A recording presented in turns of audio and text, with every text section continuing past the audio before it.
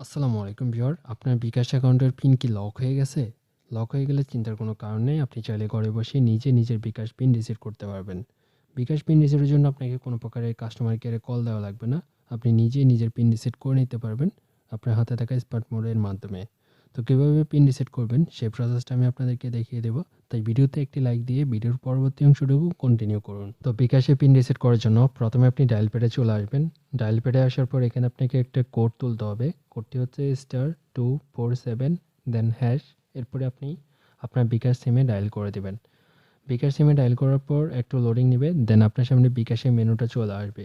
এখানে আপনারা অনেকগুলো অপশন দেখতে পারবেন। একদম নিচে আপনারা দেখতে পারবেন রিসেট পিন নামে একটা অপশন রয়েছে।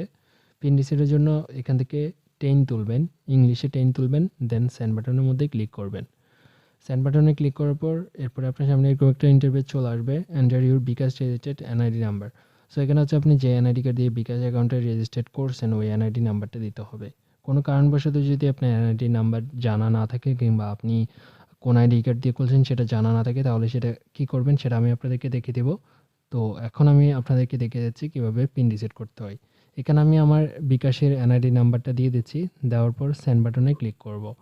সেন্ড বাটনে ক্লিক করার পর এরপরে দেখতে পারবেন enter the port digit of your birth ইয়ার। তো এখানে হচ্ছে আপনি যে এনআইডি কার্ড দিয়ে রেজিস্টার্ড করছেন ওই এনআইডির ডেট অফ বার্থের শুধুমাত্র ইয়ারটা দিবেন। যেমন জন্ম তারিখটা হচ্ছে সেটা আমি দিয়ে দিচ্ছি। দেওয়ার পর এখানে আপনি সেন্ড বাটনের মধ্যে ক্লিক করবেন। এরপর আপনার সামনে এরকম একটা অপশন চলে আসবে, select one from last 10 outgoing transaction in 30 day. অর্থাৎ 30 দিনের মধ্যে আপনি যে কোনো একটা ট্রানজ্যাকশন এখানে দিতে হবে। 1 নম্বরে দেখতে পাচ্ছেন সেন্ড মানি, 2 নম্বরে মোবাইল রিচার্জ, 3 নম্বরে payment, pay bill, cash out. অর্থাৎ এখানে আপনি অ্যাকাউন্ট থেকে যদি কোনো আউটগোয়িং লেনদেন করে থাকেন সেটা দিতে হবে। তো আমার অ্যাকাউন্ট থেকে আমি সেন্ড মানি করছি, এজন্য আমি 1 দিব। যদি আপনি কোনো ট্রানজ্যাকশন না করেন তাহলে 7 দিয়ে সেন্ড বাটনে ক্লিক করবেন। অনেকে বলেন যে ভাইয়া আমার অ্যাকাউন্টে টাকা আসছে তাহলে কি দেব? টাকা আসলে সেটা আউটগোয়িং লেনদেনের মধ্যে পড়ে না, সেটা হচ্ছে ইনকামিং লেনদেন। আউটগোয়িং হচ্ছে send money, mobile recharge, payment, pay bill, cash out, bKash to bank. তো এগুলো হচ্ছে আউটগোয়িং লেনদেনের মধ্যে পড়ে। তো আমি সেন্ড মানি করছি, এজন্য এখান থেকে সেন্ড বাটনের মধ্যে ক্লিক করে দেব। এরপর হচ্ছে আপনি যত টাকা সেন্ড মানি করছেন ওই অ্যামাউন্টটা দিতে হবে। আমি 1000 টাকা সেন্ড মানি করছি, এজন্য অ্যামাউন্টটা সঠিকভাবে দিতে হবে। যদি সঠিকভাবে না দিতে পারেন তাহলে আপনার পিন রিসেট হবে না। এখান থেকে সেন্ড বাটনের মধ্যে ক্লিক করে দিব। সেন্ড বাটনের মধ্যে ক্লিক করার পর একটু ওয়েট করতে হবে, আমাদের নাম্বারে একটা এসএমএস আসবে।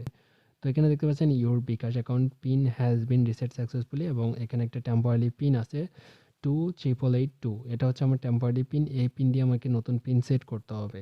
এখন নতুন পিন সেট করার জন্য আপনি ডায়াল করে করতে পারেন অথবা অ্যাপের মাধ্যমে করতে পারেন। আমি অ্যাপ্লিকেশনের মধ্যে দেখাচ্ছি, এজন্য আপনি বিকাশ অ্যাপ্লিকেশনটা ওপেন করবেন। ওপেন করার পর নিচে একটা অপশন দেখতে পারবেন লগইন অবলিক রেজিস্ট্রেশন, এখান থেকে এই অপশনের মধ্যে ক্লিক করবেন। এরপরে আপনার বিকাশ অ্যাকাউন্ট নাম্বারটা দিয়ে দেবেন।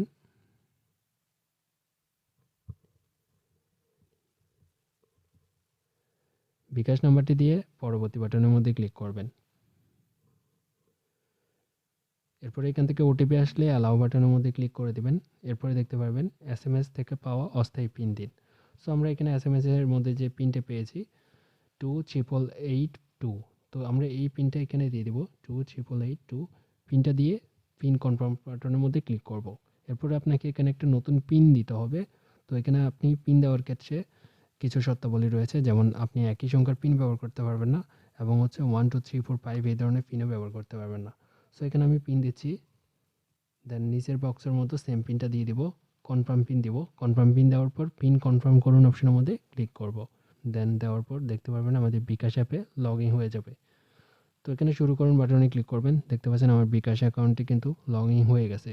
যদি আপনার কাছে এনআইডি কার্ড না থাকে সেক্ষেত্রে আপনি পিন রিসেটের জন্য আপনি আমার সাথে হোয়াটসঅ্যাপে যোগাযোগ করবেন, আমি আপনাকে পিন রিসেট করে দেব।